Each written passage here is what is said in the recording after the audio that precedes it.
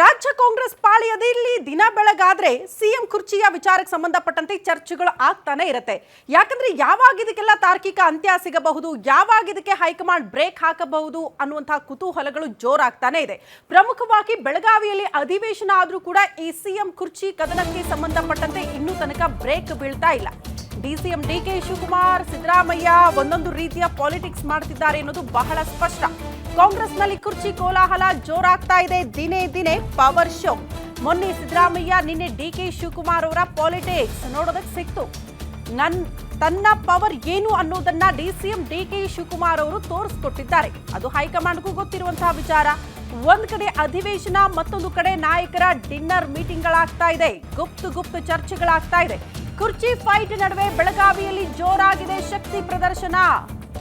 ಸಮಸ್ಯೆಗಳ ಬಗ್ಗೆ ಚರ್ಚೆ ಅಲ್ಲ, ಪರಿಹಾರದ ಬಗ್ಗೆ ಸದ್ದು ಅಲ್ಲ, ಪ್ರಮುಖವಾಗಿ ಕುರ್ಚಿ ಕಲಹದ ಬಗ್ಗೆ ಚಳಿಗಾಲದ ಅಧಿವೇಶನದ ಸಂದರ್ಭದಲ್ಲೂ ಕೂಡ ಸದ್ದಾಗ್ತಾ ಇದೆ.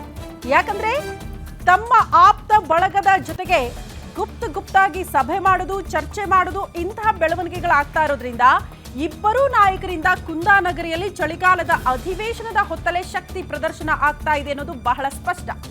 ಮೊನ್ನೆ ಸಿಎಂ ಸಿದ್ದರಾಮಯ್ಯನವರ ಆಪ್ತ ಬಳಗದಲ್ಲಿದ್ದಂತಹ ಸತೀಶ್ ಜಾರಕಿಹೊಳಿ ಇರಬಹುದು, ಜಮೀರ್ ಅಹಮದ್ ಖಾನ್ ಇರಬಹುದು, ಹಾಗೆ ಹಲವು ಸಚಿವರುಗಳು ಅವರ ಜೊತೆ ಡಿನ್ನರ್ ಅಲ್ಲಿ ಭಾಗಿಯಾಗೋ ಮೂಲಕ ಒಂದು ಸಭೆ ಮಾಡಿದ್ರು ಅಂತ.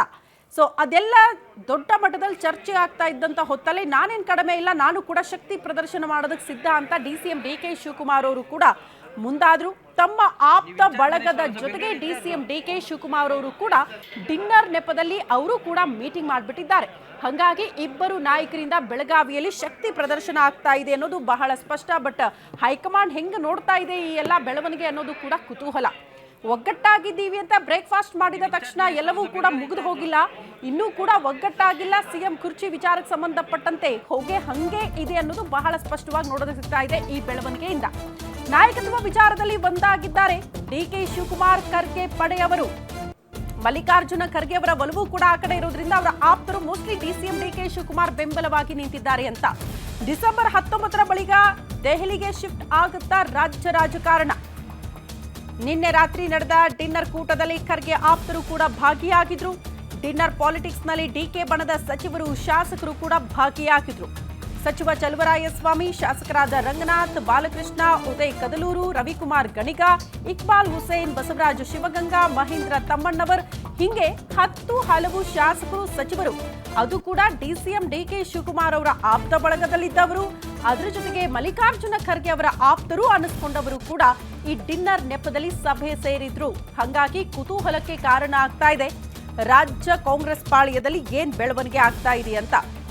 ಡಿನ್ನರ್ ಜಸ್ಟ್ ನೆಪ, ಬಟ್ ಅಲ್ಲಿ ಸೇರಿ ಮಾತುಕತೆ ಆಗುತ್ತಲ್ಲ, ಆ ಮೂಲಕ ಶಕ್ತಿ ಪ್ರದರ್ಶನ ಆಗ್ತಾ ಇದೆಯಾ ಅನ್ನೋದು ಸದ್ಯ ಇರುವಂತಹ ಕುತೂಹಲ. ಕಾರಣ ಅಲ್ಟಿಮೇಟ್ ಆಗಿ ಶಾಸಕರ ಬೆಂಬಲ ಯಾವ ಕಡೆಗೆ ಹೆಚ್ಚಿದೆ ಅನ್ನುವಂತಹ ಪ್ರಶ್ನೆಗಳು ಬಂದಾಗ ನಮ್ಮ ಹತ್ರನೂ ಕೂಡ ಅತಿ ಹೆಚ್ಚು ಶಾಸಕರ ಬೆಂಬಲ ಇದೆ ಅನ್ನೋದನ್ನ ತೋರಿಸಿಕೊಳ್ಳುವ ಪ್ರಯತ್ನ ಇಬ್ಬರು ನಾಯಕರಿಂದ ಆಗ್ತಿದ್ದಂಗೆ ಕಾಣಿಸುತ್ತೆ.